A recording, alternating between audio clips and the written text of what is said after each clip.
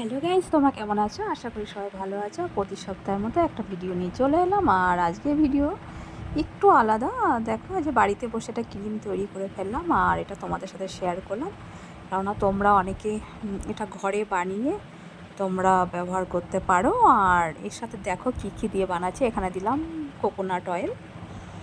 যা নেব দেখো 50-50 একদম, মানে সমান সমান নেব। এটা কোকোনাট অয়েল নিয়ে নিলাম 1 চামচ। আর নেব এবার অ্যালোভেরা জেল।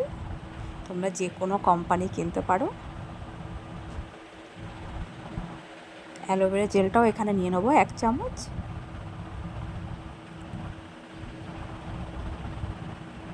আর এর সাথে নেব একটু গ্লিসারিন।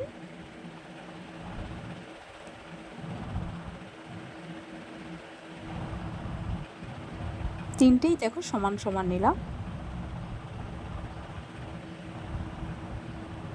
এবার এটা ভালো করে মিশিয়ে নেব যতক্ষণ না কালারটা দেখো সাদা হয়ে যাবে।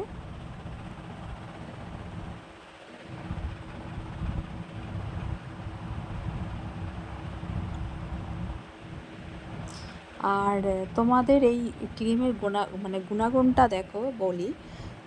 তোমার অ্যালোভেরা জেল তোমার ড্রাই স্কিনের জন্য এতটা ভালো। আর গ্লিসারিন আর সাথে তোমার নারকেল তেল, তিনটে জিনিসই এত ভালো, কিন্তু যাদের অয়েলি স্কিন তারা এটা ব্যবহার করবে না। আর দেখো এই যে সাদা হয়ে এসছে, দেখেছো? সাদা হয়ে যাওয়া মানে ক্রিমটা পুরো তৈরি হয়ে গেল।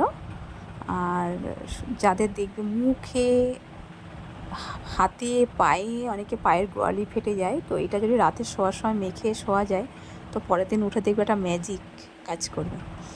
তো মুখেও মাখতে পারো। আর এটা না, মুখে মাখার পরে মুখটা বেশ ভালো করে ওয়াশ করে তুমি এটা মেখে শীতের সময় শুতে পারো। আর মুখটা দেখবে একটা গ্লেজ দেয়, খুব সুন্দর একটা গ্লেজ দেয়। দেখো ক্রিমটা তৈরি হয়ে গেল। এবার এই ক্রিমটা তোমরা এরকম বেশি করে বানিয়ে কৌটো করে ফ্রিজে রাখতে পারো। আর 1 সপ্তাহেরটা, 15 দিনেরটা তোমরা বানিয়ে ফ্রিজে রেখে রেখে এটা ব্যবহার করতে পারো। আর এটা কিন্তু খুব সুন্দর। দেখো এটা ন্যাচারাল, মানে এত সুন্দর। দেখো আমি আমার হাতে তোমাদেরকে মাখিয়ে দেখাচ্ছি। দেখো একটা গ্লেজ দেবে, দেখো কত সুন্দর। মানে এটা ড্রাই স্কিনের জন্য এত ভালো, মানে বলার মতো না। অয়েলি স্কিনে কিন্তু বারবার করে বলছি, অয়েলি স্কিনে একদম দেবে না। দেখো কত সুন্দর একটা গ্লেজ দিচ্ছে। আর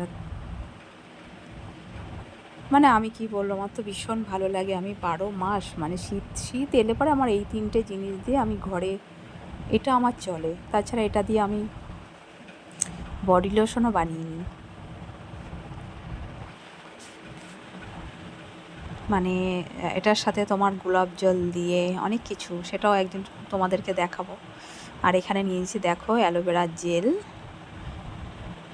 আর নিয়েছি গ্লিসারিন, আর নিয়েছি কোকোনাট অয়েল।